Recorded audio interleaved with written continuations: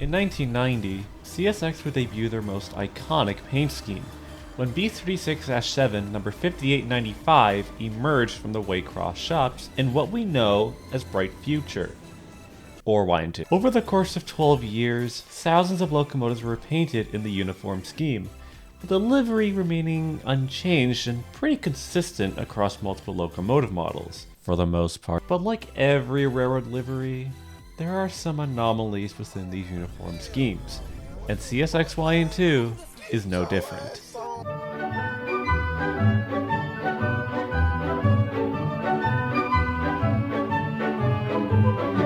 Back when the scheme was still in its early stages, the locomotives being repainted were made up of standard cab diesels from EMD and General Electric. One series of locomotives that had yet to be accounted for were yard switchers. Around 1990, CSX would repaint the first two yard switchers in a YN2. The chosen candidates were SW1500 1129, originally built as LNN 5029 in November 1972, and MP15AC number 1171, originally built for the Seaboard Coastline in February of 1978.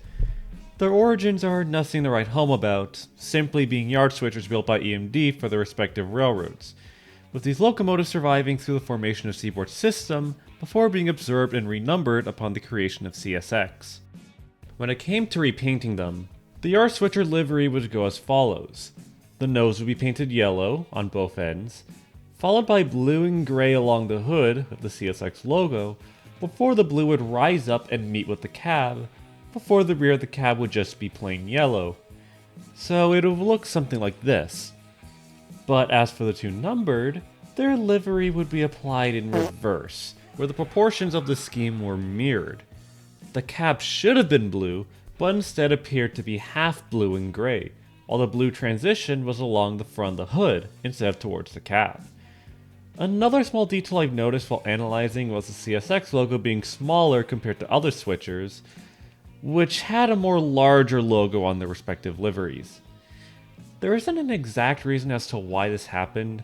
My speculation is, well, these were the first two end cap switchers to receive YN2, and given that their designs are completely different to the average American diesels, they would have had to test out the scheme first to see how they would have looked like, and see what needed to be fixed for when they mass repaint other end cab locomotives, which is what happened, as in later years, other yard switchers on CSX would receive YN2, but with the scheme being revised to have better proportions for the logos and the rest of the livery. Oh, mostly. As for the reversed scheme diesels, 1129 would be sold to Helm Leasing between 1993 and 94, where it would then be sold to Wisconsin Central, being renumbered to 1571, and continuing in service into the days of Canadian National. As of September 2024 though, 1571 was sold off to Larry's Truck and Electric, where it sits in purgatory in Lordstown, Ohio.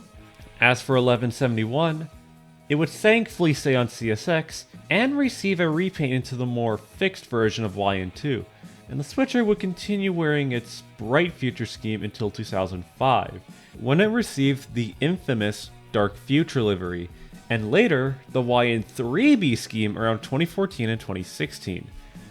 But as of 2019, 1171's last sighting was in a storage line in Dobbins Heights, North Carolina, and given that it isn't listed on any active CSX rosters, it has been sold off to another owner, or worst case scenario, scrapped. So despite these two anomalies' short existence, the Bright Future scheme has remained consistent in terms of its appearance, with those that received YN2 wearing a more updated version to fit these locomotives. In some ways, their existence did serve as some sort of testbed for the scheme on yard switchers, and while their execution was questionable, it allowed CSX to refine the scheme for yard switchers in later years. But like I said, consistency sometimes didn't matter.